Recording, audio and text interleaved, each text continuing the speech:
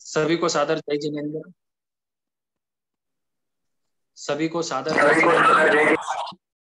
सर्वप्रथम तो संवत्सरी संबंधी सभी से क्षमा याचना करता हूँ।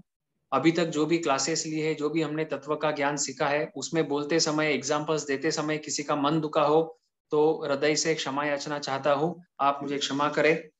जिनवाणी को आगे बढ़ाते हुए आज हमारा उत्तरदायन सूत्र का 16वां अध्ययन अर्थात ब्रह्मचर्य समाधि स्थान का वर्णन चलेगा।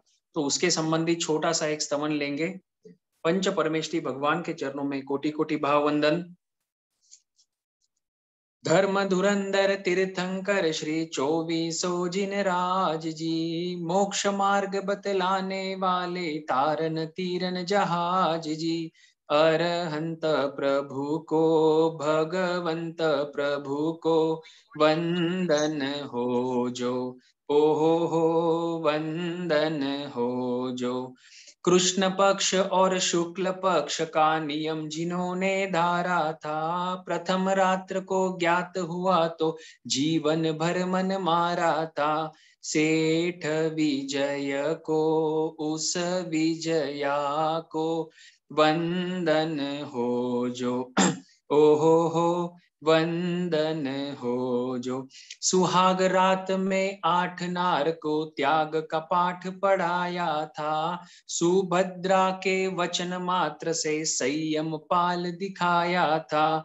जम्बू कुंवर को धन्य कुंवर को वंदन हो जो, हो वंदन हो जो।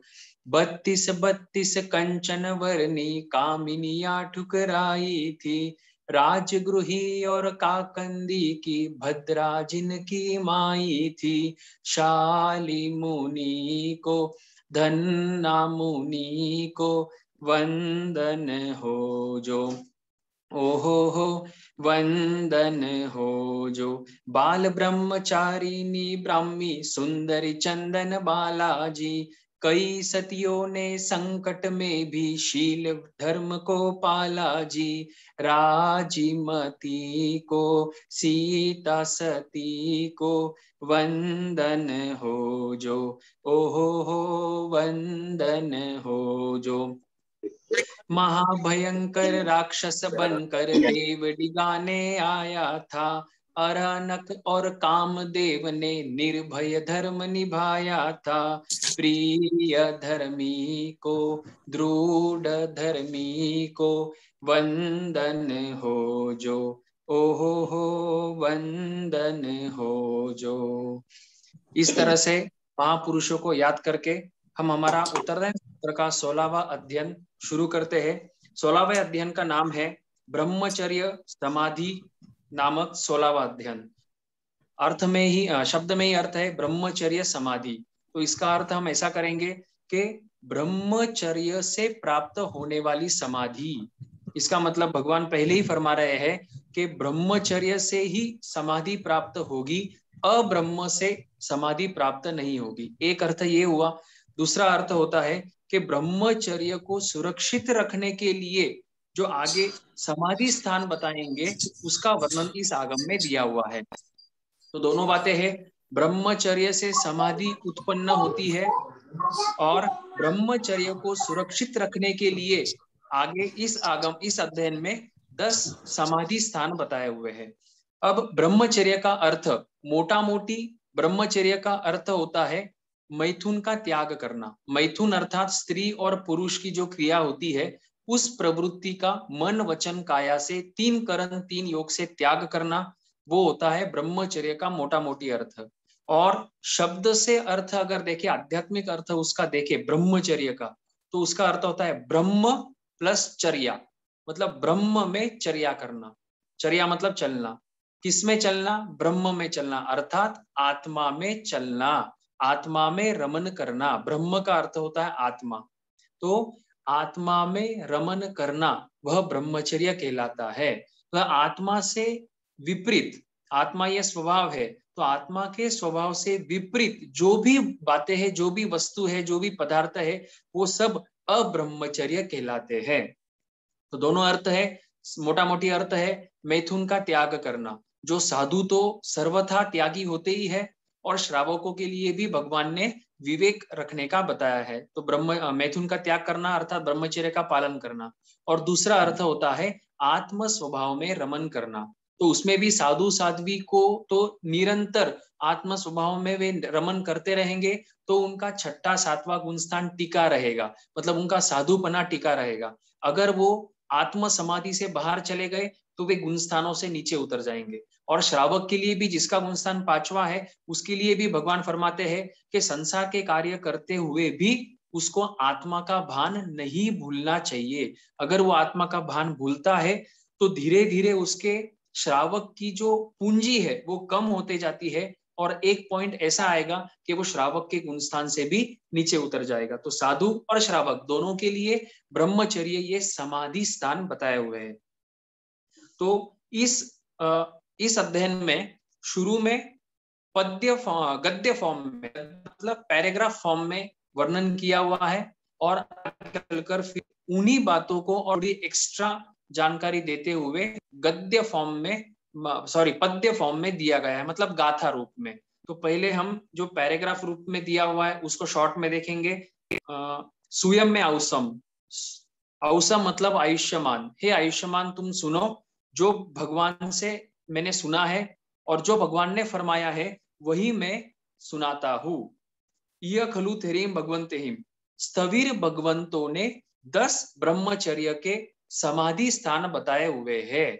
मतलब उन नियमों का पालन करते हुए ब्रह्मचर्य की सुरक्षा होगी और आत्मा में समाधि उत्पन्न होगी। ये किसने कहा है? ये सुधर्म स्वामी जम्बू स्वामी से कह रहे हैं कि मैंने भगवान से सुना है या स्थविर भगवंतों से सुना है। मतलब ये खुद के मन की बात नहीं है, पूर्व परंपरा से ये सीधा ये जो ज्ञान है वो कहाँ से आ रहा है? तीर्थंकर भगवंतों से, मतलब महावीर स्वामी से ही आ रहा है। इसमें कोई किसी का कोई मिक्सचर या खुद की बात नहीं है। तो ब्रह्मचर्य समाधि के लिए 10 स्थान बताए हैं। उन 10 स्थानों का पालन करते हुए आगे दिया हुआ है, जे भिक्खु, जो भिक्षु सुच्चा और निसम्मम, मतलब सुनता है और अर्थ को हृदय में स्थापित करता है, दोनों बातें हैं। वो भिक्षु कैसा होना चाहिए? उन समाधि स्थानों को सुनने वाला। तो पहले सुनना पड़ेगा, नॉलेज लेना पड़ेगा।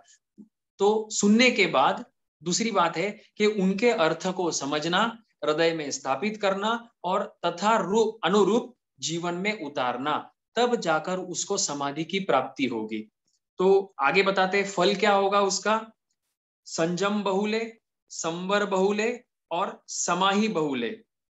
तो ब्रह्मचर्य के 10 समाधि स्थानों को सुनकर और उनके अर्थों का निश्चय कर कर वह साधु, वह भिक्षु संयम की प्राप्ति करता है या संयम के पर्यव को बढ़ाता है, संयम को मजबूत करता है। कहीं ढिलाई हो तो उसको मजबूत करता है। फिर संवर, संयम में आप ले सकते हैं 17 प्रकार का संयम। फिर संवर में ले सकते हैं 20 प्रकार के संवर, या मोटा मोटी 5 प्रकार के संवर, मतलब जो अहिंसा का पूरा त्याग, मूर्छावाद का पूरा त्याग, इस तरह से 5। और नव तत्व में भी हम बोलते हैं 20 संवर। तो उन सभी जो 20 संवर है उनका पालन होता है। उन संवर बहुल है, मतलब उस संवर की प्रवृत्ति को वो उत्तरोत्तर बढ़ाते जाता है, ताकि आत्मा आश्रव को रोके और संवर में आगे आगे बढ़ती जावे। और फिर समाहि बहुले, मतलब समाधि को प्राप्त करता है, चित्त की समाधि को। शरीर तो है ही, शरीर के बाद मन, और मन से भी सूक्ष्म होता है चित्त। तो उस चित्त की समाधि को भी प्राप्त करता है। आगे हम देखेंगे कौन कौन से बोल है, तो अपने को ध्यान में आएगा कि उन बोलों का पालन करने से सही में प्रैक्टिकली अपन भी उसको फॉलो करेंगे तो हमारे भी चित्त में समाधि उत्पन्न होती है। तो पहले 3 बातें प्राप्त करी, संयम बहुले, संवर बहुले और समाधि बहुले। संयम की प्राप्ति, संयम की मजबूती, फिर संवर और फिर समाधि। फिर आगे बताते हैं 3 बातें वापिस, गुप्त, गुप्त इंद्रिय और गुप्त ब्रह्मचारी। मतलब 5 समिति और 3 गुप्तियों से गुप्त। हमने अभी जो भी अध्ययन देखे 11 से हमने शुरू किया, बात भगवान की वाणी वहीं पर वापिस आती है कि 5 समिति और 3 गुप्तियों का पालन करना पड़ेगा। आप नाम जानते ही होंगे। 5 समिति मतलब इरिया समिति, भाषा समिति आदि 5 समिति, और 3 गुप्ती मतलब मन, वचन और काया गुप्ती। फिर आगे बताते हैं गुप्त इंद्रिय मतलब इंद्रियों का गोपन करना है। 32 आगमों का सार इंद्रिय का गोपन है। 14 पूर्वों का सार इंद्रिय का गोपन है। कोई भी मतलब केवल ज्ञान का भी सार, अगर केवल ज्ञानी भगवान प्रवचन फरमाते हैं तो उस प्रवचन का सार इंद्रिय का गोपन है। आगे है गुप्त ब्रह्मचारी। तो इस तरह से समाधि का इन 10 स्थानों का पालन करके वो गुप्त ब्रह्मचारी होता है। ब्रह्मचर्य को गुप्त मतलब ब्रह्मचर्य की सुरक्षा करने वाला होता है। अब ब्रह्मचर्य क्या है वो आगे हम देखेंगे, और ब्रह्मचर्य का पालन नहीं करने वाला के लिए फल क्या है उसका भी वर्णन आगे आएगा, इस अध्ययन में आएगा। इस तरह से समाधि का पालन करते हुए 10 स्थानों का पालन करते हुए वह भिक्षु वह साधु सदा ही अप्रमत्त रहता है। मतलब ब्रह्मचर्य के पालन में, और ये तो अध्ययन ब्रह्मचर्य का चल रहा है इसलिए ब्रह्मचर्य, अन्यथा सभी नियमों के पालन में भिक्षु जो है वो अप्रमत्त रहता है। तो इस तरह से ये इसका अर्थ हुआ। फिर शिष्य पूछता है कि भगवान वे 10 स्थान कौन से हैं? 10 समाधि जो स्थान आपने बताए है वे कौन कौन से हैं? तो वे स्थविर भगवंत आगे फिर फरमाते हैं। अब हम 10 समाधि स्थानों का वर्णन देखेंगे। पहला समाधि स्थान, ब्रह्मचरी पुरुष स्त्री पशु और पंडक रहित स्थान में रहे, सहित स्थान में रहे, बस इतना अर्थ है इसका। जो रहित स्थान में रहता है वह निर्ग्रंथ कहलाता है। वापिस बोलता हूं, हिंदी अर्थ बोल रहा हूं मैं। जो भिक्षु या जो व्यक्ति स्त्री पशु और नपुंसक रहित स्थानों में रहता है वह निर्ग्रंथ होता है। हम प्रतिक्रमण में जो 33 बोल की पाटियां बोलते हैं उसमें भी पड़िक कमामी नवहिम बम्बचेर थाने हिम मतलब ब्रह्मचर्य के वहां पर 9 स्थान बताया है। वहां पर भी पहला स्थान कौन सा है? ब्रह्मचारी पुरुष स्त्री पशु पंडक रहित स्थान में रहे, सहित स्थान में रहे नहीं, और अगर रहे तो चूहे को बिल्ली का दृष्टांत, ऐसा वाक्य हम वहां पर बोलते हैं। तो चूहा और बिल्ली अगर साथ में रहे, आमने सामने भी आ जावे, तो उनके बीच में लड़ाई और झगड़ा होगा, वे शांत चित्त से नहीं रह पाएंगे। तो इसी तरह भगवान यहाँ पर फरमा रहे हैं कि वही व्यक्ति भिक्षु कहलाता है जो विजातीय के मतलब उस स्थान पर विजातीय नहीं रहे। अर्थात अगर साधु भगवंत है तो उस स्थान पर मर्यादा को छोड़कर अन्य जाति विजाति नहीं रहे, मतलब नपुंसक नहीं रहे और स्त्री नहीं रहे। अगर साध्वी है तो साध्वी के स्थान पर मर्यादा का टाइम छोड़ के ये पुरुष नहीं रहे और नपुंसक नहीं रहे, उसी को यहाँ पर भिक्षु कहा गया है। अगर फिर आगे बताते हैं कि ऐसा क्यों, अगर मान लो के सहित स्थान में रहे तो क्या दिक्कत आती है। फिर आगे स्थविर भगवान फरमाते हैं कि फिर उस भिक्षु को, उस साधु या साध्वी को ब्रह्मचर्य पालन में क्या क्या बातें हो जाती है, गड़बड़ हो जाती है। कौन कौन सी गड़बड़? शंका, कांक्षा, विचिकित्सा। आपको ध्यान है सम्यक्त्व के जो 5 अतिचार है उसमें भी हम बोलते हैं शंका कांक्षा विचिकित्सा, ठीक है। तो वही ये 3 यहाँ पर लेना। फिर है भेद, 5वां है उन्माद, 6ठा है रोग और आतंक, ठीक है, और 7वां है धर्म से भ्रष्ट हो जाता है। ये 7 बातें हैं। पहली है शंका, तो उस साधु को भगवान की वाणी पर शंका उत्पन्न हो जाती है कि सही में जो भगवान ने ब्रह्मचर्य का फल बताया है या अब्रह्मचर्य से जो नुकसान बताया है, क्या वो सही में सत्य है या बस यूं ही बता दिया है। तो इस तरह से शंका उत्पन्न हो जाती है उसके मन में। या फिर मान लो कि कोई साधु बैठे हैं और उनके साधु पाटे पर बैठे हैं और नीचे जमीन पर कोई स्त्री बैठी है और वे बातें कर रहे हैं और उपाश्रय में कोई नहीं है, और अचानक हम उपाश्रय में एंटर करते हैं और हम सामने देखते हैं कि साधु और एक स्त्री चर्चा कर रहे हैं, हमें पता नहीं है क्या कर रहे हैं, तो उस केस में हमको हमारे मन में जो व्यक्ति स्थानक में एंटर किया है उसके मन में ये डाउट, ये शंका हो सकती है कि ये क्या चल रहा है, ये क्या दृश्य है, ये साधु जो है वो सही में ब्रह्मचर्य का पालन कर रहे हैं या नहीं कर रहे, क्योंकि ये तो विजातीय से गुप्त में बात कर रहे हैं। तो इस तरह से शंका उत्पन्न होती है। तो यहाँ पर शंका का दोनों तरह से लेना, साधु को भी शंका हो जाती है और भगवान ने जो फल बताया उसके फल में, और जो व्यक्ति बाहर से आता है हमारे जैसे मन में भी शंका हो जाती है कि ये साधु या साध्वी सही में सचमुच ब्रह्मचर्य के पालक है या नहीं है। तो ये हो गया शंका। फिर है कांक्षा। कांक्षा मतलब इच्छा करना।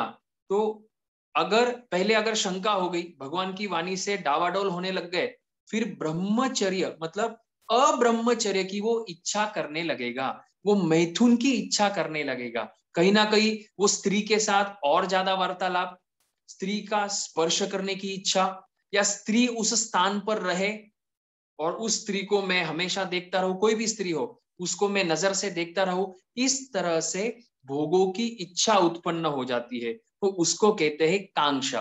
पहला हुआ शंका, शंका के कारण से फिर कांक्षा हुई, और कांक्षा से फिर विचिकित्सा। विचिकित्सा मतलब धर्म करनी के फल में संदेह उत्पन्न हो जाना, कि मेरे मन को इतना मैंने मारा है और मैं ब्रह्मचर्य का पालन कर रहा हूं, तो मैंने जो इतना कंट्रोल किया है सचमुच उसका फल मुझे भविष्य में मिलेगा या नहीं मिलेगा, क्योंकि वर्तमान में जो मुझे काम भोग उपलब्ध हुए थे उनका तो मैंने त्याग कर दिया, ये तो कर दिया, लेकिन इसका फल भविष्य में मिलेगा या नहीं मिलेगा। इस तरह से उसको ऑडियो करनी करनी के फल में शंका उत्पन्न हो जाती है। तो तीन बातें आप ध्यान रखा, शंका, कांक्षा और विचिकित्सा। फिर चौथा है भेद। भेद अर्थात चारित्र का विनाश हो जाता है, क्योंकि पहले मन में इच्छा हुई, फिर कदाचित वो वचन से भी प्रयोग करेगा और आगे चलकर काया से भी कर सकता है। तो इस तरह से उसने जो दीक्षा लेते समय व्रत ग्रहण किया था, या फिर श्रावक की अगर बात करें तो श्रावक व्रत धारण करते समय हमने जो 12 व्रतों में चौथा व्रत जो हमारा है मैथुन की मर्यादा या ब्रह्मचर्य का पालन, जो भी हमने मर्यादा करी थी, हमारी मर्यादा तो पर स्त्री या पर पुरुष का पूरा त्याग है, और स्व स्त्री जो है उसमें हमारी मर्यादा है। तो अगर हमको शंका कांक्षा विचिकित्सा हो जावे तो कहीं ना कहीं हमारा व्रत भी दूषित हो सकता है, वो व्रत हमारा टूट सकता है, ब्रह्मचर्य का व्रत। तो ये हो गया चौथा। पांचवा है उन्माद। उन्माद का अर्थ हम कर सकते हैं कि एक प्रकार का पागलपन। तो कहीं ना कहीं वो स्त्री का सहवास चाहता ही है, स्त्री उसके सामने रहे वो ऐसा चाहता है, स्त्री के साथ बार बार वार्तालाप करना चाहता है, गोचरी के लिए भी जावे तो उसके मन में हो सकता है कि स्त्री सामने आवे या अमुक स्त्री को देखूं, रूप का निरीक्षण करूं। तो इस तरह से उन्माद, पागलपन, और पागलपन अर्थात वो वस्तु नहीं मिले तो उसके मन में हमेशा वही, उसके चित्त में हमेशा वही बात चलेगी, चाहे वो गोचरी के लिए गया हो, गोचरी का को वो वापर रहा हो, या प्रवचन दे रहा हो, या वाचनी दे रहा हो, बैक ऑफ द माइंड उसके हमेशा वो मैथुन की वृत्ति जो है वो चलती रहेगी। उसको कहते हैं उन्माद, मतलब अस्वस्थ हो जाना। जब तक वो पदार्थ नहीं मिले तब तक अस्वस्थता, और पदार्थ मिलने के बाद अगर वो पदार्थ दूर हो जावे तो वापिस अस्वस्थता, तो उसको कहते हैं उन्माद। फिर छठा है रोग और आतंक। आयुर्वेदिक शास्त्र भी कहता है कि अति मैथुन के सेवन से रोग की उत्पत्ति होती है। हम बड़ी संलेखना भी बोलते हैं रोगायंका। तो रोग और आतंक, रोग मतलब लंबे काल तक चलने वाला, उसको रोग कहेंगे, और आतंक मतलब एक्यूट डिजीज जिसको हम कहेंगे, या जल्दी से मृत्यु को प्राप्त कराने वाला, उसको हम आतंक कहेंगे। तो रोग और आतंक। और सातवां है धर्म भ्रष्टता। तो ऊपर जो भी उसने दुष्कार्य किया, शंका कांक्षा वितिकिच्छा, फिर भेद, उन्माद और रोग और आतंक, इन सभी कारणों से वो समुच्चय धर्म से भ्रष्ट हो जाता है। ब्रह्मचर्य से तो नष्ट हुआ ही, फिर ब्रह्मचर्य अब्रह्मचर्य के कारण वो हिंसा भी करने लग जाता है, झूठ भी बोलने लग जाता है, कदाच चोरी भी और परिग्रह भी। तो इस तरह से वो समुच्चय धर्म से भ्रष्ट हो जाता है। तो इस तरह से पहले इसमें भगवान ने नियम बताया कि साधु कौन कहलाएगा, निर्ग्रंथ कौन कहलाएगा, जो स्त्री, पशु और पंडक रहित स्थान में रहे, सहित स्थान में नहीं रहे, वही निर्ग्रंथ है। और अगर सहित स्थान में रहता है तो आगे क्या होता है, शंका, कांक्षा आदि 7 बातें होती है। यही 7 बातें आगे भी होते रहेगी। पशु पंडक रहित स्थान में रहे। तो इसमें आपको जानकारी दे दूं कि मल्लीनाथ भगवान हमारे 19वें तीर्थंकर, वे स्त्री हुए। एक आश्चर्य हुआ, तीर्थंकर हमेशा पुरुष ही होते हैं, लेकिन अनंत अनंत काल के बाद जो आश्चर्य होते हैं, अभी वो आश्चर्य हुआ। इसीलिए इस अवसरपिनी को हुंडा अवसरपिनी भी कहते हैं। और 19वें तीर्थंकर स्त्री हुए। तो प्रश्न उठता है कि वे स्त्री है, उनके गणधर जो है वे पुरुष होते हैं, मतलब साधु होते हैं।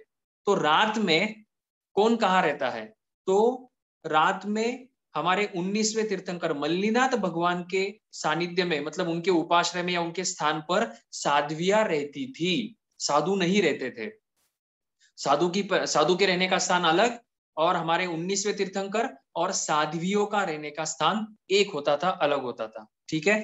तो तीर्थंकर भी जब ये नियम का आचरण करते हैं, तो आज तो ये पंचम आ रहा है, विकृति है, तो साधु को भी और हम जैसे श्रावकों को भी इन नियमों का पालन अवश्य करना चाहिए। तभी जाकर हम दोनों के, साधु वर्ग और श्रावक वर्ग के ब्रह्मचर्य व्रत सुरक्षित रहेगा। दूसरा स्थान है स्त्री कथा करे नहीं। स्त्री कथा में स्त्री संबंधित समुच्चय सभी बातें यहां पर समझ लेना। वो स्त्री कहाँ जन्मी, कौन से देश की है, उसका सरनेम क्या है, उसकी जाति, उसका कुल, फिर वो दिखने में कैसी है, उसके नयन, कटाक्ष आदि पूरा अंगोपांग। तो इन चीजों की कथा करे नहीं। कथा जो है वो मन में भी हो सकती है।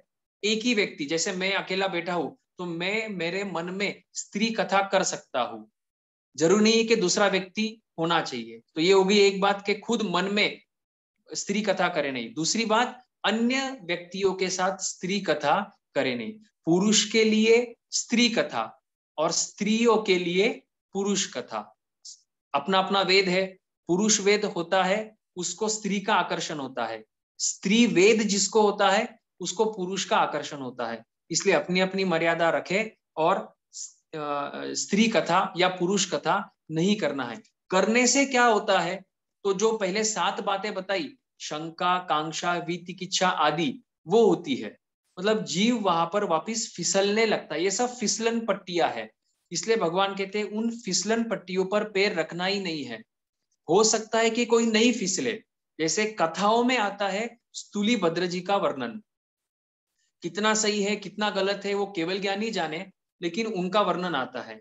जम्बू स्वामी का भी वर्णन आता है। वे तो तब साधु नहीं थे, शादी की पहली रात थी, उसका भी थोड़ा हम डिटेल देखेंगे। शादी की पहली रात थी, 8 रानियां, राजकुमारियां, लेकिन वो जम्बू कुमार बच गए, उन्होंने तो दूसरे दिन दीक्षा ले ली। लेकिन ये सभी साधकों के लिए संभव नहीं है। इसलिए साधारण जनरली साधकों का लेवल और स्टेटस देखकर भगवान जो है वो नियम बताते हैं। तो जनरल नियम क्या है, स्त्री के साथ रहे नहीं और स्त्री कथा भी करे नहीं। करेंगे तो उसको प्राप्त करने की इच्छा होती है, उसको देखने की इच्छा होती है, उसके साथ बात करने की इच्छा होती है। तो अब इन सब चीजों से कैसे बचे, ब्रह्मचर्य अर्थात आत्म स्वरूप का चिंतन करना। जब हम सामायिक श्रावक की अगर बात करें, सामायिक लेकर बैठे हैं या पूरा दिन पौषध में है या रात्रि संवर में है, तो हम हमारा संसार का कार्य छोड़कर धर्म ध्यान कर रहे हैं। तो थोड़ा सा कर रहे हैं, 1 सामायिक 2 सामायिक या 24 घंटे 8 प्रहर का पौषध कर रहे हैं, तो उतना समय हमको यूजफुल बनाना चाहिए। संसार की बातें न करते हुए आत्मचिंतन जितना ज्यादा करेंगे, ठोकरे फेरेंगे, आगम पढ़ेंगे, साधु संतों की वाणी सुनेंगे, उस पर चिंतन करेंगे, तो हमारा मन इन वी कथाओं में नहीं जाएगा। सामायिक का व्रत जब अपन पालते हैं, सामायिक को छोड़ते हैं, तब हम क्या बोलते हैं, 4 प्रकार की वी कथा की हो तो मिच्छामि दुक्कडम, स्त्री कथा, भक्त कथा, देश कथा और राज कथा। तो इन चारों में से एक कौन सी है? स्त्री कथा। तो इस तरह की कथा ब्रह्मचरी व्यक्ति को नहीं करनी चाहिए। अब कथा की बात आई है तो आप जम्बू कुमार को याद करना। जम्बू कुमार की स्टोरी, कहानी लगभग आप सब जानते हैं। पिछले वो में संयम का पालन किया हुआ था, ठीक है। और पिछले भव में कभी किया होगा, और पिछला भव मेरे ख्याल से वो राजकुमार थे, तो उनको दीक्षा लेनी थी, लेकिन उनके पिता की उनको अंतराय थी। तो राजमहल में रहकर ही बेले के पारना बेला और पारने में आयम्बिल, और आयम्बिल की जो गोचरी है उनको राजमहल से नहीं आती थी, उनका जो मित्र है वो उनको गोचरी लाकर आयम्बिल का आहार देता था, ठीक है। तो इस तरह का सादा जीवन और मन को अच्छी तरह से मारा हुआ, और वो शक्ति उनको अगले भव में काम आई। तो जब वो जम्बू के भव में आए, पिता ऋषभ दत्त प्रचंड धन था, एक ही लड़का था जम्बू। जम्बू कुमार जो कहते माता और पिता वो करने के लिए तैयार थे, ठीक है। भले ही एक ही लड़का था, धन भी था और बड़े सेठ थे, लेकिन जम्बू कुमार ने जब सुधर्मा स्वामी का प्रवचन सुना, जिनवानी सुनी, तो उनका मन राजमहल वो घर से भी हट गया, महलों से हट गया, माता पिता से भी उनको ममत्व कम हो गया, संसार से विरक्ति हो गई और दीक्षा लेने के लिए तैयार हो गए। उम्र कितनी? लगभग 16 की उम्र, ठीक है। लेकिन माता पिता के आग्रह से 8 कन्याओं के साथ लग्न किया। अब चैलेंज था कन्याओं को भी कि जम्बू को बदलना है, जम्बू का मन रात्रि में बदलना है। उन्होंने सोचा कि एक स्त्री ही काफी होती है, तो हम तो कितने हैं? 8 है, तो कोई भी मतलब कोई भी कंडीशन में हम जम्बू को बदल देंगे, वो कोई दीक्षा विक्षा लेने वाला नहीं है। लेकिन जम्बू कुमार के पूर्व भव के वे संस्कार वे अब काम आ रहे हैं। शयन खंड में उनके रूम में वे बैठे हुए हैं, अब कथा चल रही है, वार्तालाप शुरू हुआ है। तो हम सोच नहीं सकते शायद इस तरह का वार्तालाप, इस तरह की कथा जम्बू कुमार ने उन 8 राजकुमारियों को सुनाई होगी। साथ ही साथ किसने सुनी? प्रभु चोर ने सुनी, और अन्य जो 500 है उनमें से किन्हीं चोरों ने सुनी होगी। तो क्या सुनाया होगा, क्या धर्म की दलाली करी होगी, क्या प्रवचन उन्होंने कहा होगा कि प्रभु चोर तो सुधर ही गया, साथ ही साथ वो जो 8 राजकुमारियां थी जिन्होंने चैलेंज लिया था कि हम जम्बू को बदल देंगे, तो जम्बू ने ही उन 8 को बदल दिया। और दूसरे दिन 527 का आंकड़ा, 527 लोगों ने दीक्षा ली, जम्बू ने भी ली और वे 8 पत्नियां जो थी उन्होंने भी ली। तो कथा का असर पड़ता है। तो हम स्त्री या अन्य जो 4 कथाएं बताइए वो कथा न करते हुए आत्मा की कथा करेंगे, तो सामने वाला सुधरे या नहीं सुधरे, लेकिन हम तो उस टाइम के लिए निश्चित सुधरते हैं और हमारा भविष्य भी सुधरता है। तो अन्य कथाओं से बचे, स्त्री कथा से बचना चाहिए।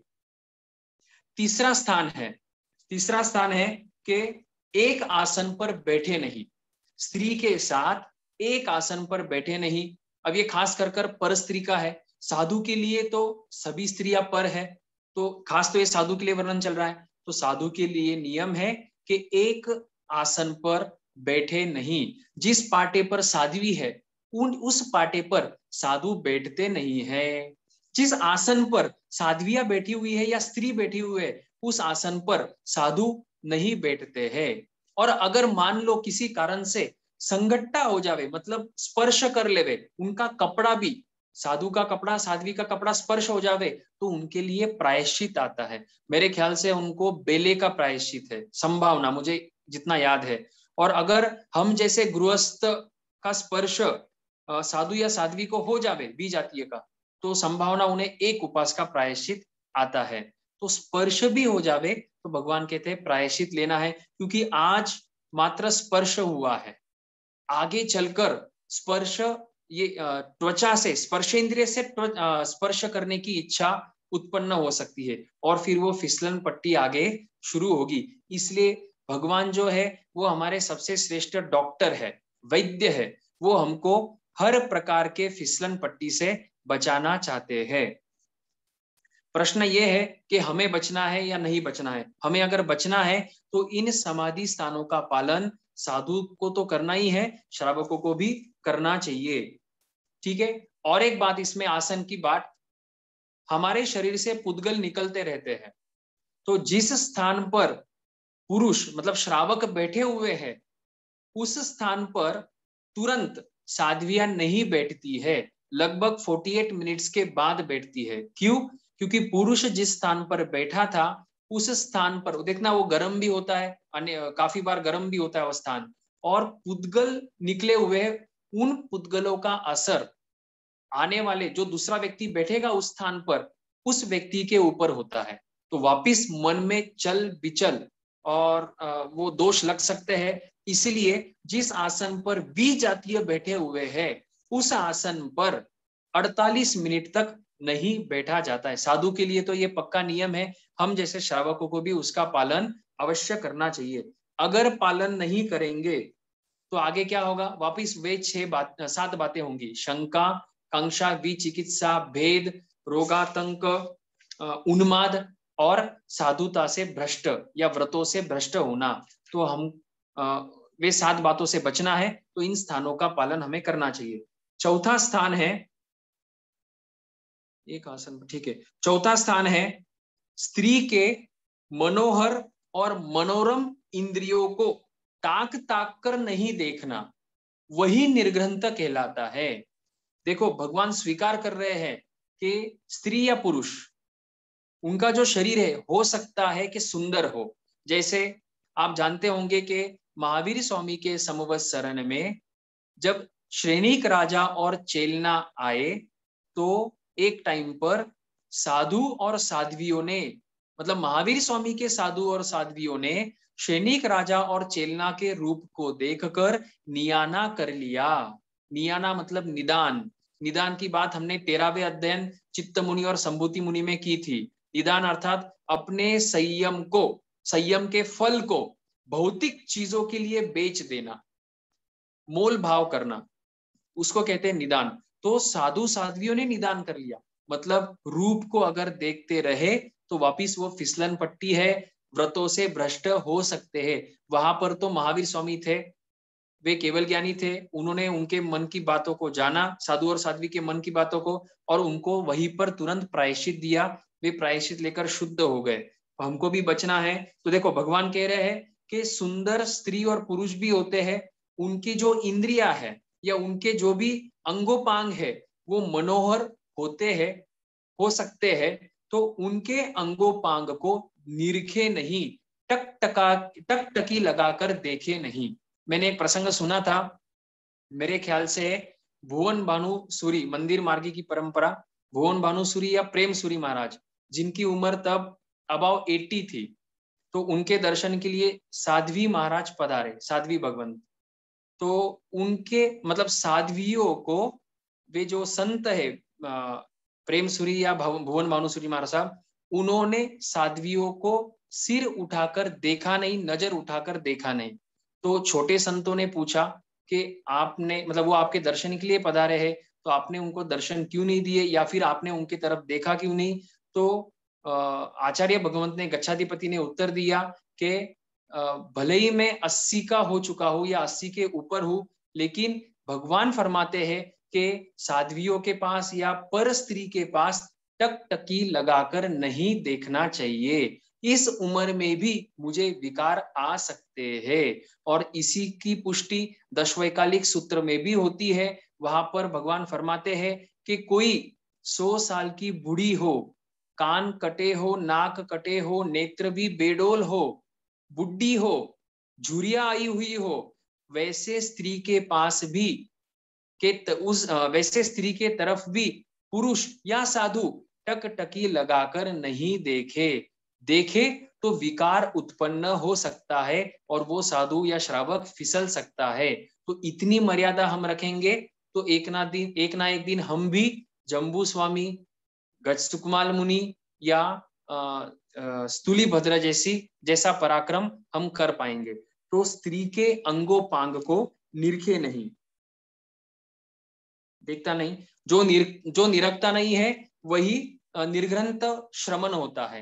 अब देखना, यहाँ पर हम जो भी वस्त्र पहनते हैं, श्रावक और श्राविका की बात है, तो हम किसके लिए पहनते हैं? जो भी ड्रेस पैंट या साध्वी या श्राविका को, बहनों का जो भी पोशाक है, जो भी मेकअप है, जो भी ज्वेलरी है, वो क्यों पहना है? तो प्राह्य करके दूसरों को बताने के लिए पहनते हैं। उसमें भी मुख्य उद्देश्य होता है कि वी जातियों को आकर्षित बने। आगे आएगा वर्णन। वी जातियों का आकर्षित केंद्र हम बने। स्त्री को लगता है कि पुरुष मेरे पास देखे, पुरुष को लगता है कि स्त्री मेरे पास देखे, तो वहां पर भी फिसलन पट्टी है। इसलिए श्रावक श्राविका को विवेक रखना चाहिए अपने वस्त्रों को लेकर।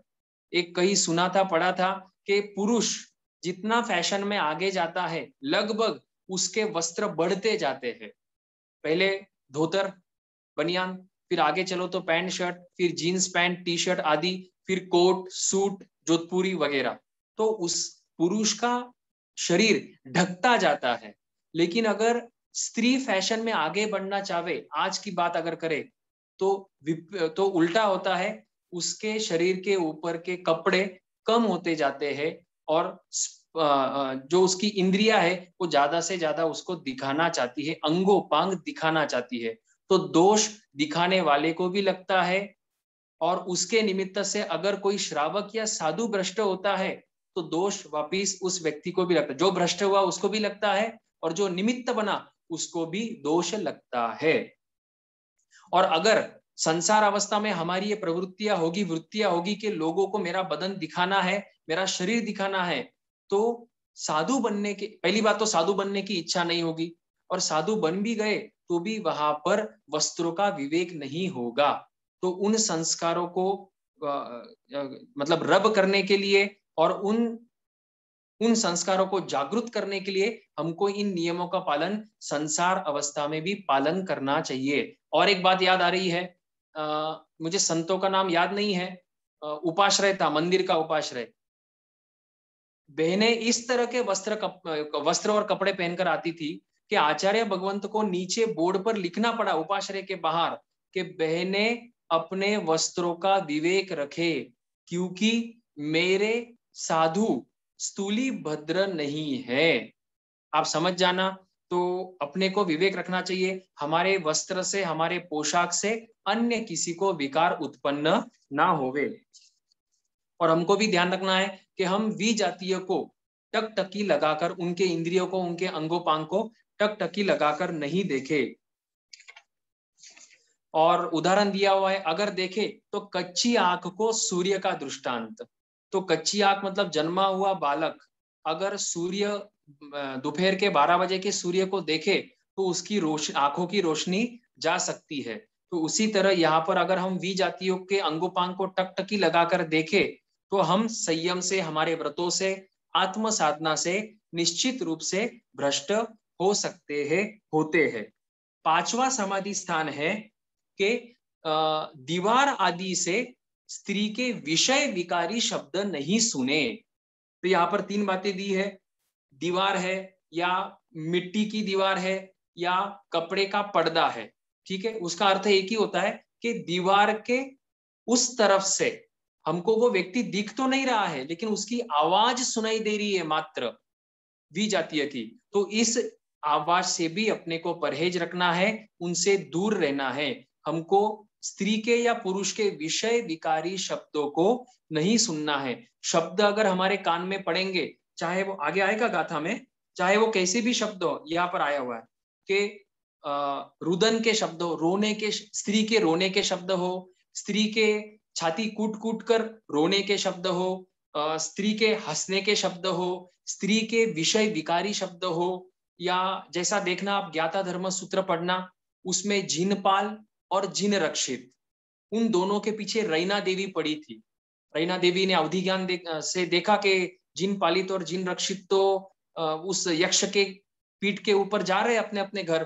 तो रैना देवी वहां पर आई और अनुकूल और प्रतिकूल शब्दों से जिन पालित और जिन रक्षित को विचलित करने का प्रयत्न किया।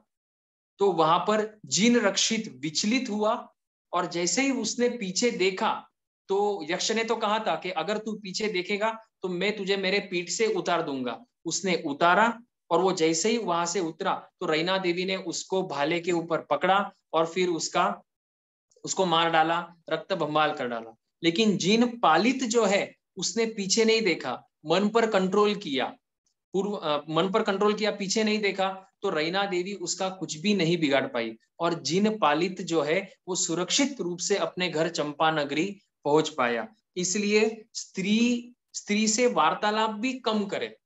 स्त्री का वार्तालाप मधुर हो, मीठा हो, कड़वा हो, हास्य हो, रुदन हो, इन सभी बातों से बचना चाहिए। क्यों क्यों बचना चाहिए?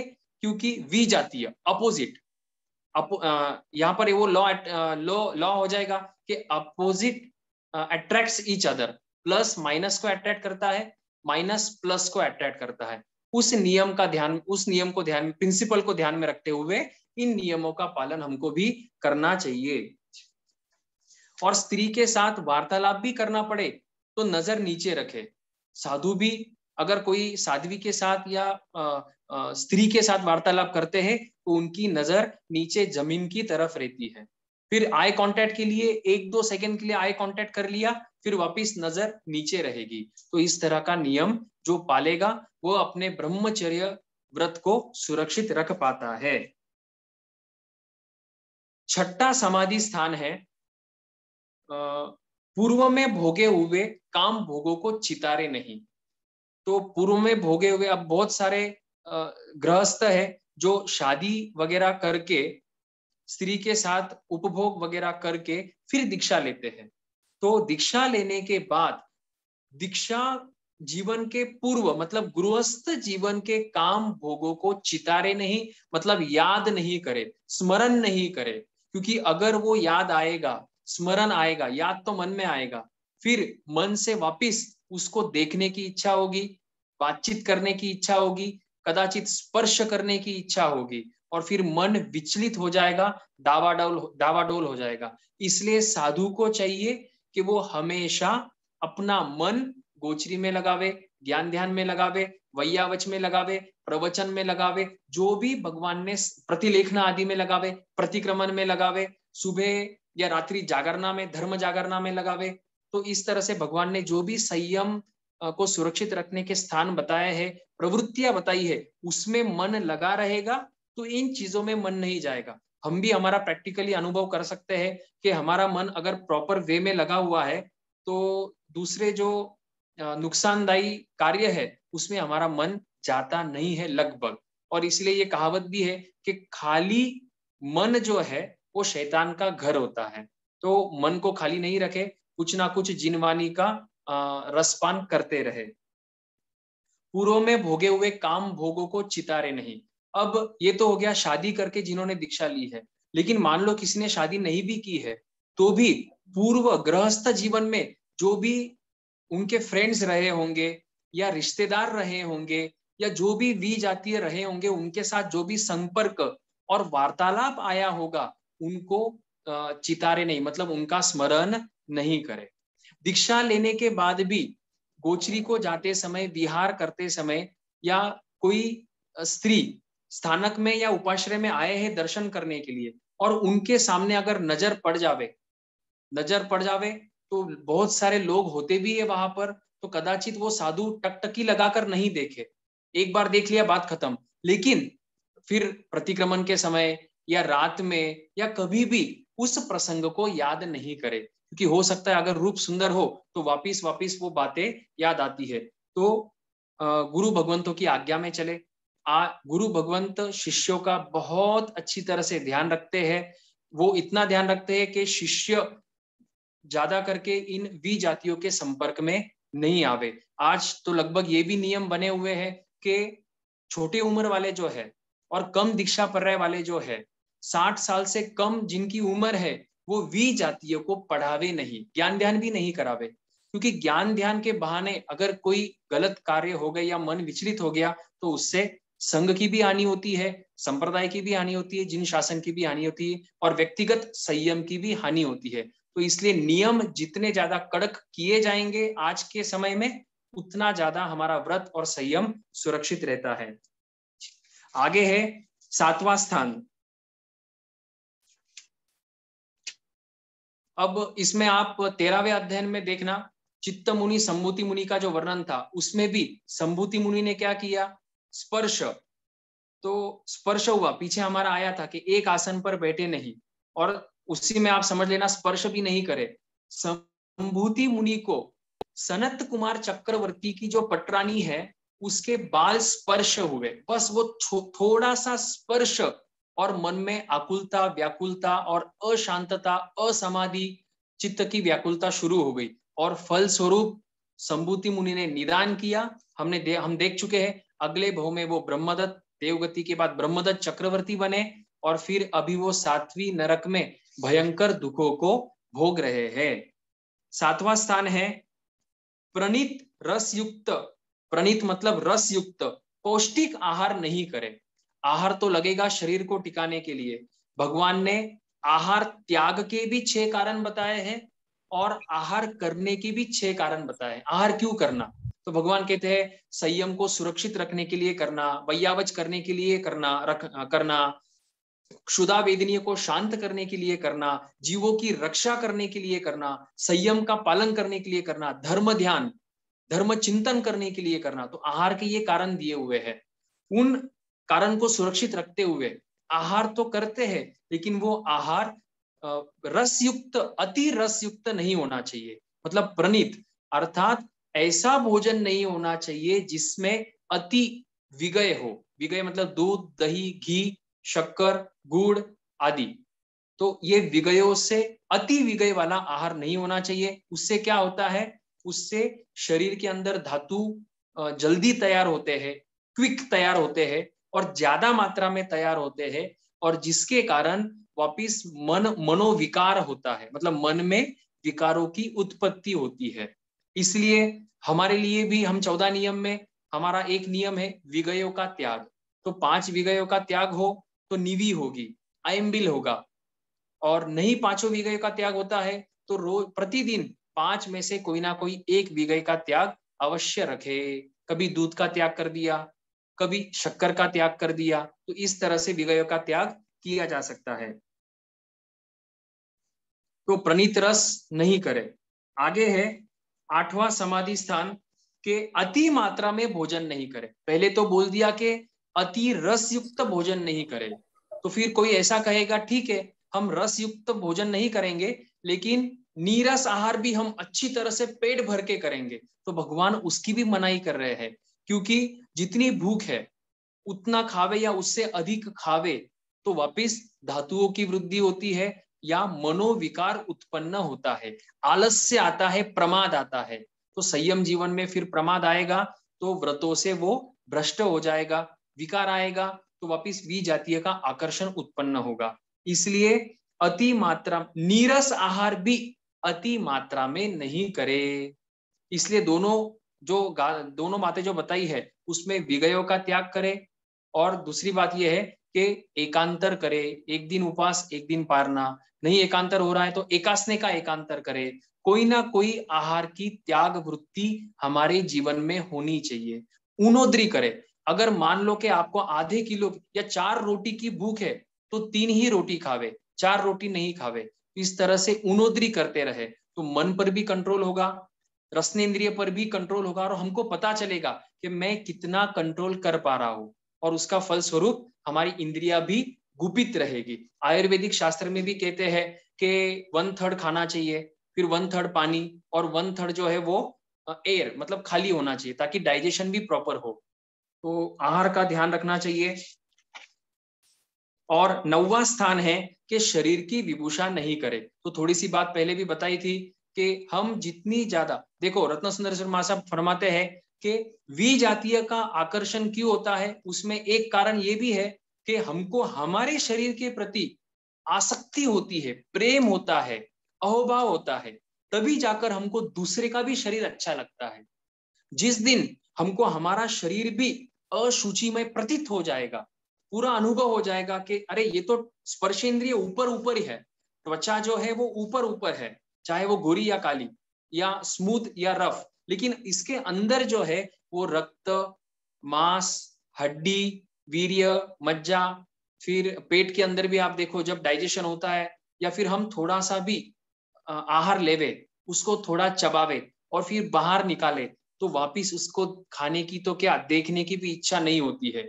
ज्ञाता धर्म सूत्र में मल्लीनाथ भगवान ने मल्लीनाथ भगवान के ऊपर जो वे 6 राजा आसक्त थे, जो पूर्व भव के मित्र थे, उनको भी बोध देने के लिए क्या किया था, सोने की पुतली बनाई और उसके अंदर एक एक कवल आहार डालते थे। फिर उससे कैसे दुर्गंध निकली, बस ये ढक्कन अभी बंद है इसलिए अपने को दुर्गंध नहीं आती है, अन्यथा जब ढक्कन खुलेगा तब दुर्गंध ही दुर्गंध मेरे शरीर के अंदर से आती है।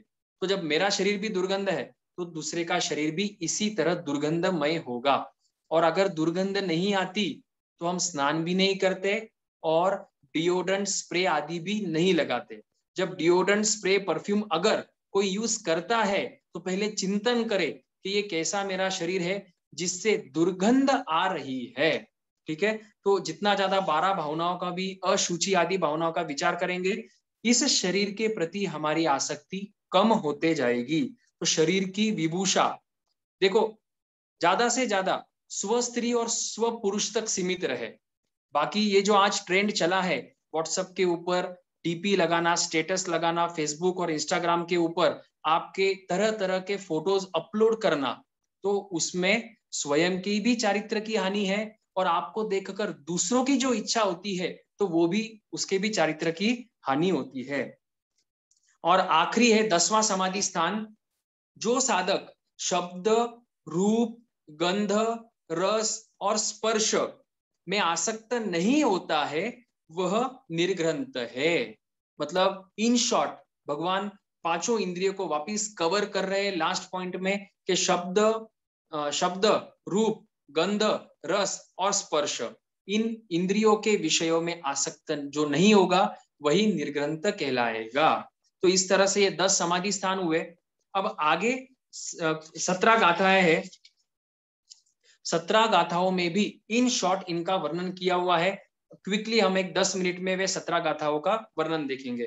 पहली गाथा में वापिस वही है, पहला समाधि स्थान विवक्त शय्यासन, मतलब ब्रह्मचारी पुरुष स्त्री पशु पंडक रहित स्थान में रहे, मतलब एकांत में नहीं होना चाहिए। मतलब स्त्री बैठी हो और साधु बैठे हो, इस तरह का एकांत नहीं होना चाहिए। और मान लो साधु हो और सिर्फ स्त्रियां स्त्रियां ही हो तो इस तरह का भी एकांत नहीं होना चाहिए। मतलब एक स्त्री हो ऐसा भी नहीं होना चाहिए और बहुत सारी स्त्रियां हो और सिर्फ साधु हो तो वैसा भी नहीं होना चाहिए। इसलिए आप जानते होंगे कि नियम है कि अगर मान लो मैं पुरुष हूं, मुझे साध्वियों का लाभ लेना है, उनकी सेवा करनी है, तो मुझे साक्षी लगेगी। किसकी साक्षी? एक बहन की साक्षी। और अगर किसी स्त्री को, श्राविका को साधु भगवंतों का लाभ लेना है, बैठ के लाभ लेना है, तो वहां पर उनको पुरुष की साक्षी लगेगी। साक्षी रहती है तो फिर उस तरह की बातें करने की संभावना नहीं रहती है, तो वहां पर ब्रह्मचर्य की सुरक्षा रहती। ये हुआ पहला समाधि स्थान। दूसरा समाधि स्थान है वापिस वही के विषय विकारी नहीं, काम स्त्री कथा करे नहीं। स्त्री कथा क्यों नहीं करे? क्योंकि यहां पर दे रहे स्त्री कथा करने से उन कथाओं में आनंद उत्पन्न होता है, अच्छा लगता है। क्यों? क्योंकि पुरुष को स्त्री का आकर्षण, स्त्री को पुरुष का आकर्षण, कर्म का उस तरह का उदय है, इसलिए वो अच्छा लगता है, तो वो आनंदित लगता है, वो काम भोगों में आसक्त बन जाता है। इसलिए भगवान कहते हैं वी जातीय की कथा करे ही नहीं। ठीक है, देखना तीर्थंकर भगवंतों का रूप सबसे सुंदर होता है। इस 14 राजलोक में अगर कोई, मतलब ये होता है ना कंपटीशन, मिस्टर इंडिया होता है, फिर मिस वर्ल्ड वगैरह होते हैं, मिस यूनिवर्स है, तो अगर सच में यूनिवर्स की बात करें तो वो यूनिवर्स में पूरे 14 राजलोक में सबसे श्रेष्ठ और सुंदर रूप तीर्थंकर भगवंतों का होता है। और इतना सुंदर रूप होने के बावजूद भी उनको, उनके शरीर को देखकर विकार उत्पन्न नहीं होता है। ये उनके चरित्र की महिमा, त्याग की महिमा, पुण्यवानी की महिमा, क्योंकि वे तीर्थंकर है, जीन है। ठीक है, तो आगे है तीसरा समाधि स्थान स्त्री के साथ एक आसन पर बैठे नहीं। एक आसन पर बैठे नहीं अर्थात वो तो ध्यान में आ गया कि एक आसन पर नहीं बैठना है। फिर बार बार परिचय भी नहीं करे, यहाँ पर मूल शब्द है बार बार परिचय नहीं करे, क्योंकि वापिस वी जाती है, आकर्षण होगा, बात करने की इच्छा होगी, क्योंकि वेद का उदय है, वहां पर कंट्रोल करना है, परिचय नहीं करना है। इसलिए जैसे आपको बताया, बहुत जगह अभी नियम है कि 60 वर्ष के नीचे वाले जो साधु या साध्विया है वो वी जातीय को ज्ञान ध्यान भी नहीं कराएंगे। जो कराना है वो बड़े उम्र वाले जो है, वहां पर जो बड़े है सिंगाड़ापति है, वही गृहस्थ को लाभ देंगे। चौथा समाधि स्थान है अंग प्रत्यंग को निरखे नहीं। मतलब उनके जो अंगोपांग है उनको टकटकी लगाकर देखे नहीं, निरखे नहीं। अब देखना, हम संसार मतलब जहां पर साधु साध्वी है वहीं पर पुरुष और स्त्री भी रहते हैं संसार में। रास्ते के ऊपर है, गोचरी के लिए घर में गए तो वहां पर है, विहार कर रहे तो वहां पर है। तो और अभी तो पोस्टर्स भी है, जो शॉप्स है, शोरूम्स है, भद्दे भद्दे पोस्टर्स बाहर लगे हुए रहते हैं एडवर्टाइजमेंट के लिए। तो पहली बात तो, अगर साधु भगवंत इरिया समिति का पालन करते हुए चले, मतलब 4 हाथ जमीन पर आगे रखकर मतलब देखते हुए चले, तो फिर उनको तो ना पोस्टर दिखेंगे, ना शॉप्स के जो एडवर्टाइजमेंट है वो दिखेंगे। तो फिर वी जातीय के ऊपर नजर भी नहीं जाएगी। और मान लो कभी नजर चली भी गई तो तत्काल दृष्टि को पीछे हटा लेवे। दशवैकलिक सूत्र में भी कहा है, जहां पर गोचरी का प्रकरण है, और यहाँ पर भी भगवान फरमा रहे हैं कि नजर पड़ भी गई तो उस दृष्टि को तत्काल हटा लेवे। जिस तरह से करंट लगता है किसी को, करंट लगा, मान लो खुली वायर है, उसमें करंट फ्लो हो रहा है और मैंने उस वायर को पकड़ लिया, तो पकड़ने के बाद में करंट लग गया। अब मैं उसको रखता नहीं हूं कि भाई देखो कितना करंट है, कितना दर्द हो रहा है, ये देखता नहीं हूं। तुरंत मेरा हाथ ऑटोमेटिकली, वो एक ऑटोनोमस नर्वस सिस्टम है, उसका वो रिएक्शन रिफ्लेक्स होता है। गरम तवे के ऊपर कभी हाथ चला जावे बहनों का या कोई भाइयों का भी, तो तुरंत वो रिफ्लेक्स एक्शन है, क्योंकि पता है वहां पर नुकसान है।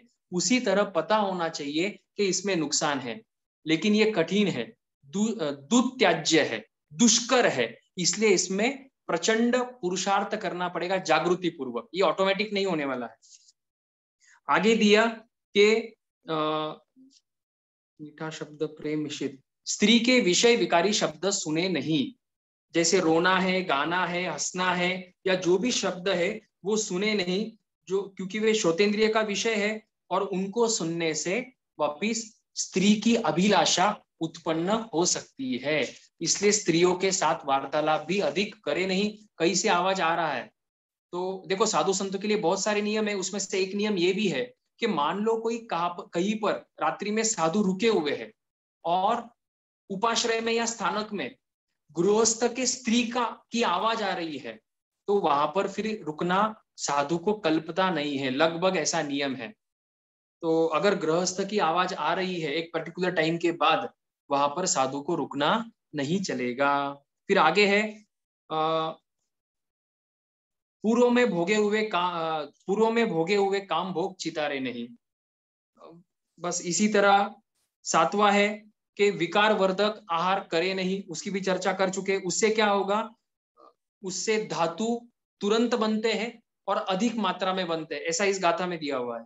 तो अधिक मात्रा में बनेंगे तो उससे मनोविकार उत्पन्न होता है। आगे 8वीं वार है कि अधिक मात्रा में आहार नहीं करे, नीरस आहार भी अधिक मात्रा में नहीं करे।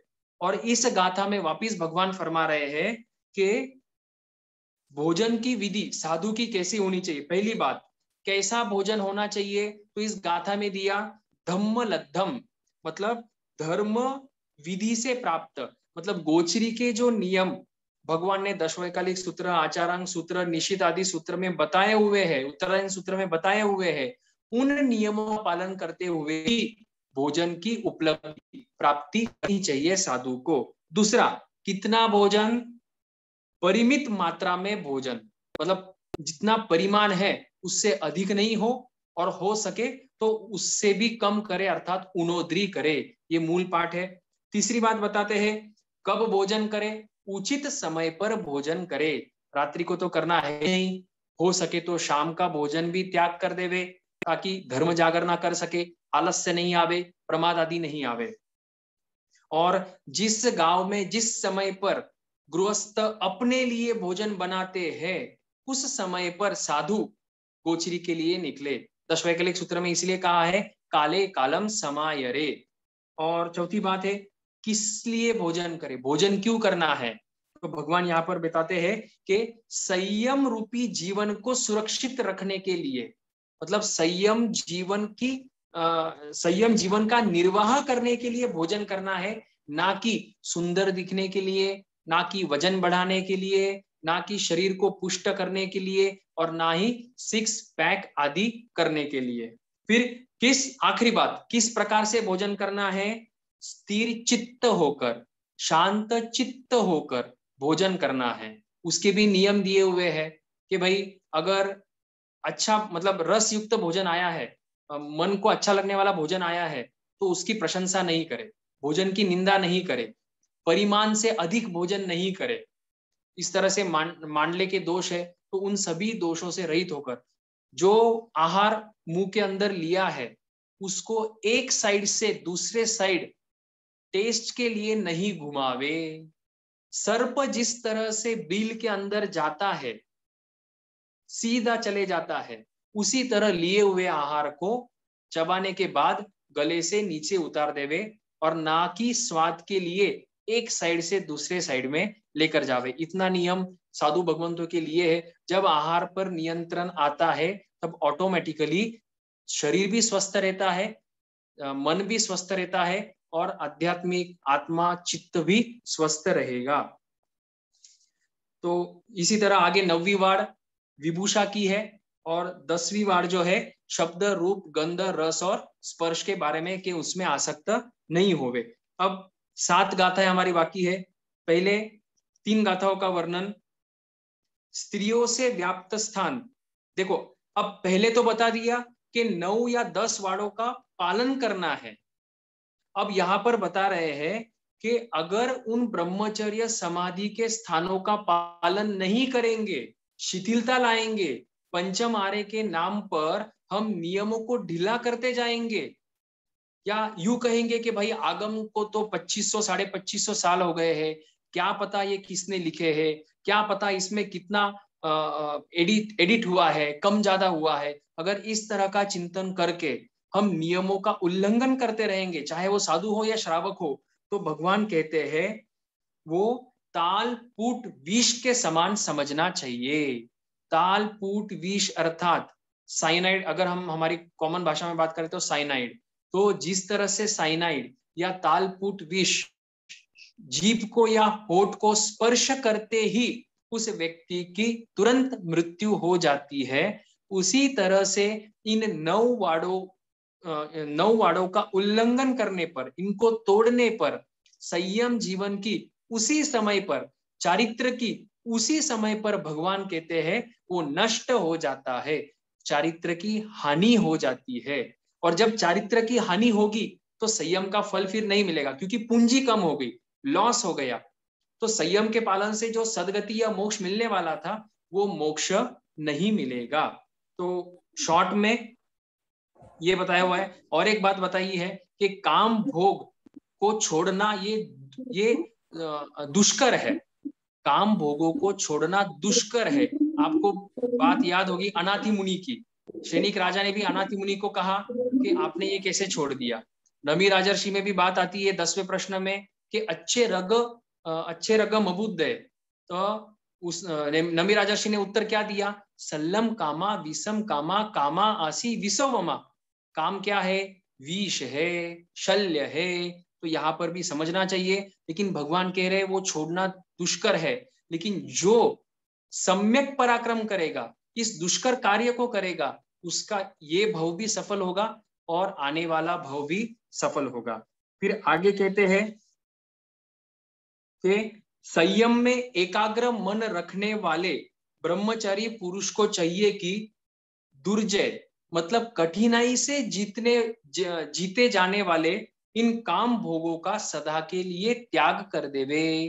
तो साधु को तो इन काम भोगों का सदा के लिए क्या करना है, त्याग करना है। और इसीलिए क्योंकि वे त्यागी है, क्योंकि उन्होंने संसार छोड़ा है, इसीलिए हम उन सुसाधु और सुसाध्वियों को पंच अंग नमाकर उनको तिकुत्तो के पाठ से या मथेन मंदामी के पाठ से या इच्छामी खमासमनों के पाठ से वंदन नमस्कार करते हैं। अगर वो त्यागी नहीं होते तो हम उनको वंदन नमस्कार नहीं करते, क्योंकि वो त्यागी है, हम उनको वंदन नमस्कार करते हैं।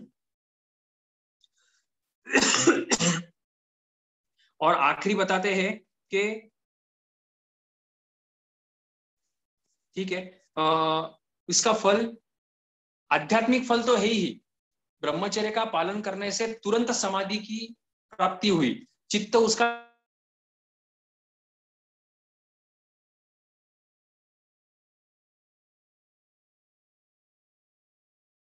सुधरा। अब लौकिक की बात करते हैं। देव दानव गंधर्वा जख रखस किन्नर।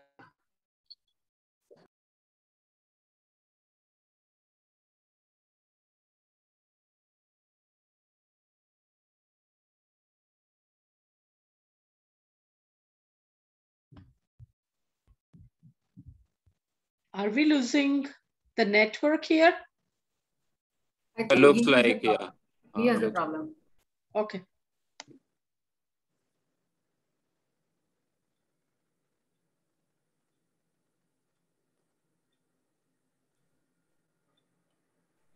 I guess he's restarting. He is not there.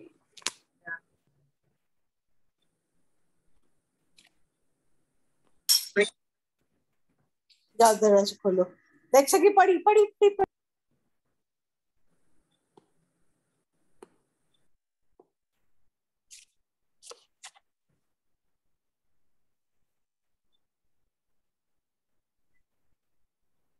Because should we call him? Yeah, I'm calling. Okay.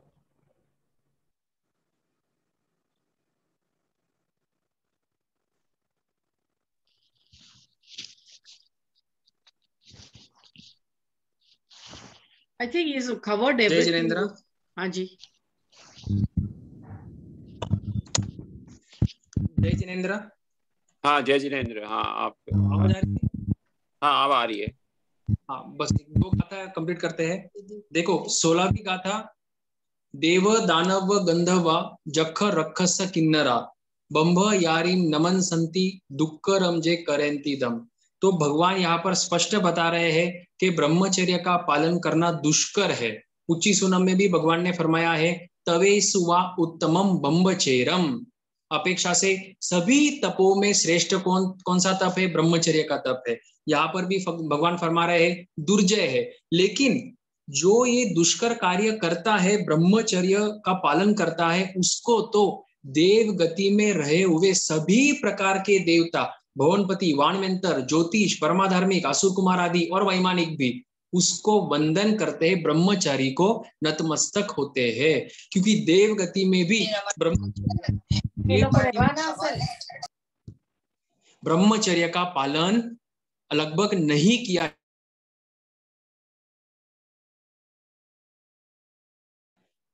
12वें देवलोक तक ब्रह्मचर्य का पालन नहीं किया जा सकता है। वे भी मैथुन का सेवन करते हैं अलग अलग तरीके से। तो देवताओं को भी भावना होती है कि धन्य है वे मनुष्य जो ब्रह्मचर्य का पालन कर रहे हैं। ना नरक गति में कर सकते हैं, ना देव गति में। तिरंज गति में कुछ एक मनुष्य, कुछ एक तिरंज करते हैं, बाकी ब्रह्मचर्य का पालन नहीं किया जा सकता है। और आखिरी बात सार रूप में बता रहे हैं कि ये जो ब्रह्मचर्य का धर्म है, या अपेक्षा से भगवान ने जो भी धर्म बताया है आत्मा की सुरक्षा के लिए, यही धर्म ध्रुव है, नित्य है और शाश्वत है। और इसी धर्म का पालन करके भूतकाल में अनंत जीव मुक्ति को प्राप्त कर चुके हैं, वे वापिस नहीं आए। भविष्य काल में अनंत जीव मुक्ति को प्राप्त करेंगे और वर्तमान काल में भी महावदेव क्षेत्र से मुक्ति को प्राप्त कर रहे हैं। तो इस तरह से ब्रह्मचर्य का महत्व समझकर हम भी ज्यादा से ज्यादा ब्रह्मचर्य व्रत में आगे बढ़ते रहे। और एक आखिरी बात आपको बतानी है कि भगवती सूत्र में आता है कि कोई मनुष्य मैथुन का सेवन करे, कोई मनुष्य मैथुन का सेवन करे तो उसमें कितने जीवों की विराधना होती है? तो भगवान फरमाते हैं कि एक माता के गर्भ में, मतलब एक स्त्री के गर्भ में 11 अंक जितने जीवों की विराधना होती है। 11 अंक। अगर मैं कहूं 10,000 तो 10,000 में डिजिट्स कितने हैं? 0 कितने हैं? 4 और 1, मतलब 5 डिजिट्स है 10,000 में, तो उस तरह 11 डिजिट वाला कोई नंबर है, उतने जीवों की, उतने सन्नी मनुष्यों की विराधना एक बार मैथुन के सेवन से लगभग होती है, ऐसा अभी धारणा से समझा जाता है। तो इस विराधना को भी समझते हुए, और एक बात, 14 समूर्चिम स्थान जो है, उच्चारे स्वा, पासमने स्वा, उसमें भी आता है सुक्क पुग्गल परिसाड़े स्वा और इति पुरिस संजोगे स्वा।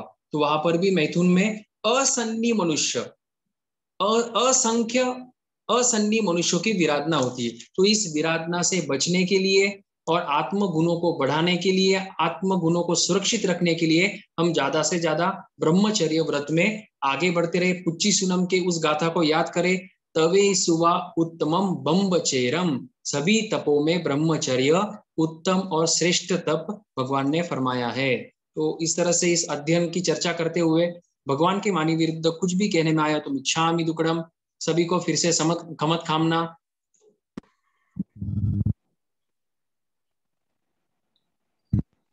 Over to you sir. किसी का कोई क्वेश्चन हो तो?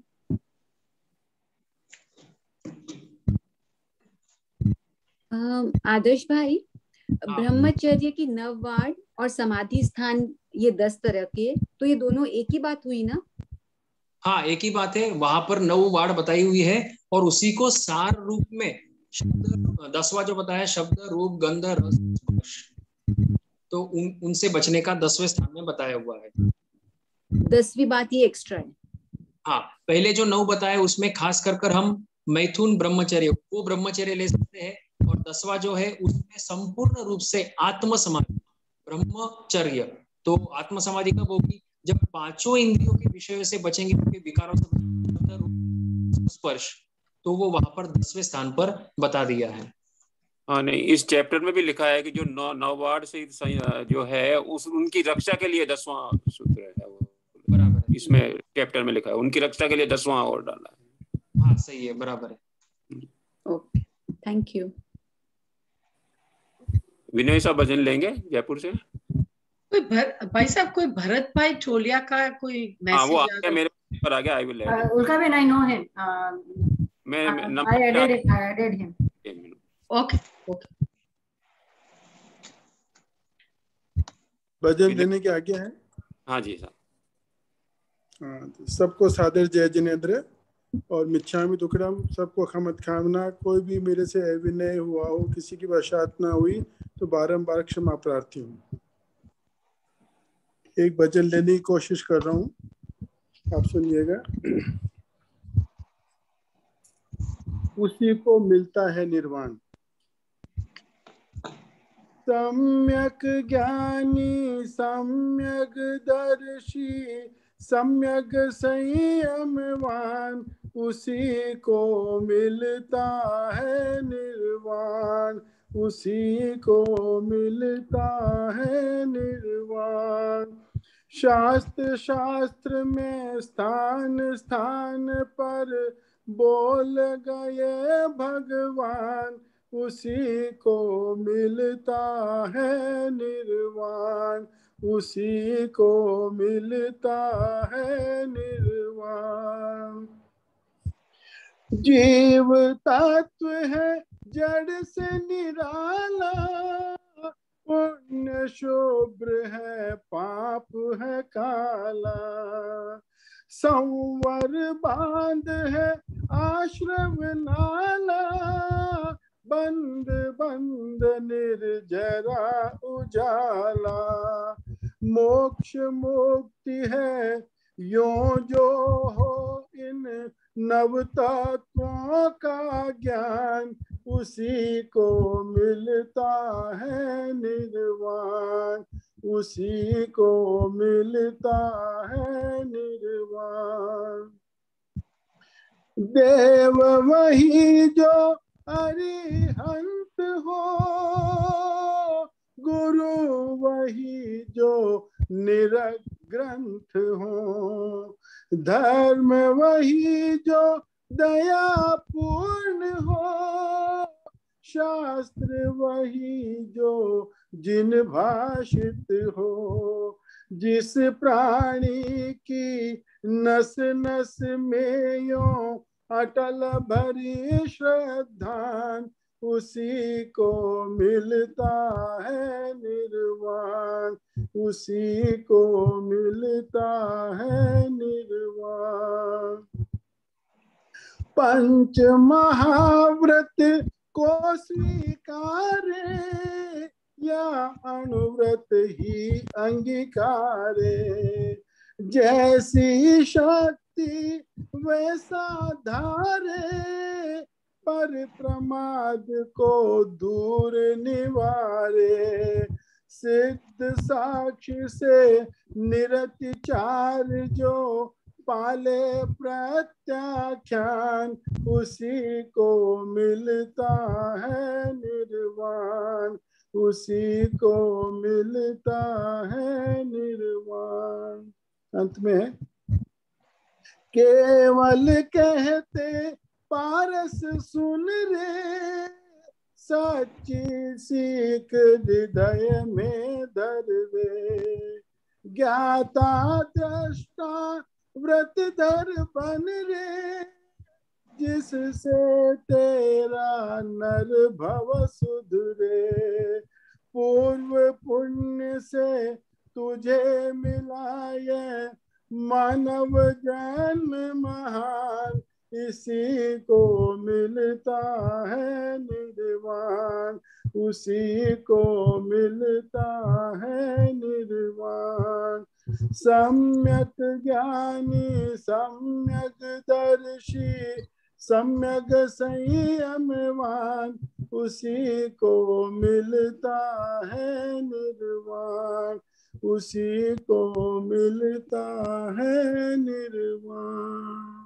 जय जी। उल्का बहन थैंक्स के लिए। श्वेता जी आप बोल दो। बोलिए भाभी। Please go ahead. श्रमण भगवान महावीर स्वामी को भावपूर्वक वंदन। सभी से जय Jinendra. As always, Adarsh bhai, thank you so much on behalf of Jain Center of America, New York. आपने जो उत्तराध्ययन सूत्र भगवान की अंतिम देशना 16वें अध्ययन ब्रह्मचर्य की जो सूक्ष्म विवेचना करी, awesome. It was really beautiful. इतनी अंदर तक की गहरी बातें आज जानने समझने को मिली।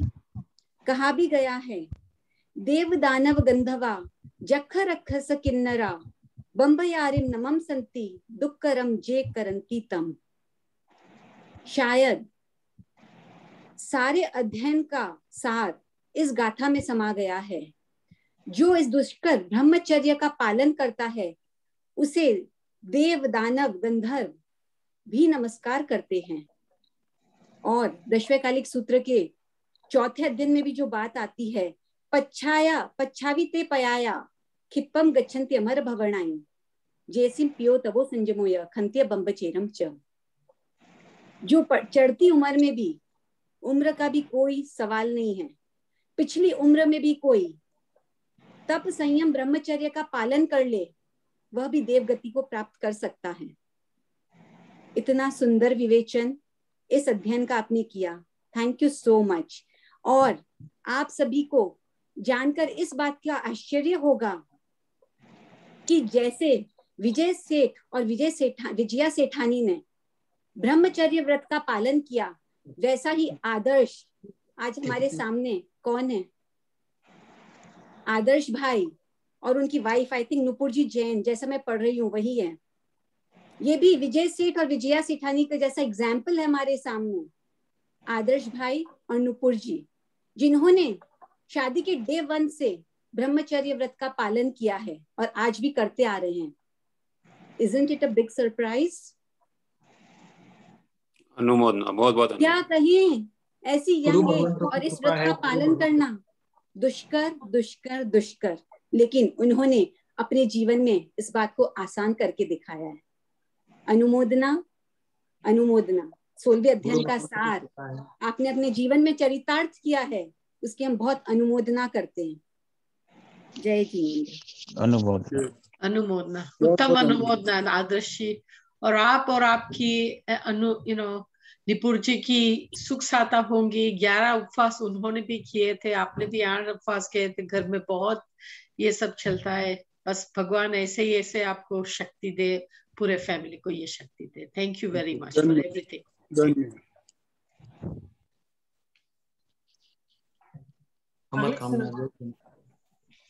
मांगलिक सुना दीजिए आगे से। मंगलिक। हाँ जी, आप आगे। गुरु भगवंतों की आज्ञा से चत्तारी मंगलम, अरिहंता मंगलम, सिद्धा मंगलम, साहू मंगलम, केवली पुनत्तो धम्मो मंगलम। चत्तारी लोकुतमा, अरिहंता लोकुतमा, सिद्धा लोकुतमा, साहू लोकुतमा, केवली पुनत्तो धम्मो लोकुतमो। चत्तारी शरणं पवज्जामि, अरिहंते शरणं पवज्जामि, सिद्धे शरणं पवज्जामि, साहू शरणं पवज्जामि, केवली पुनत्तम धम्मम शरणं पवज्जामि। विचार शरणा, दुर्गति हरना, सुगति करना, और न शरण कोय होए। भव्य प्राणी करे आराधन, अक्षय अमर पद होए। जय जिनेंद्र सबसे। जय जिनेंद्र। जय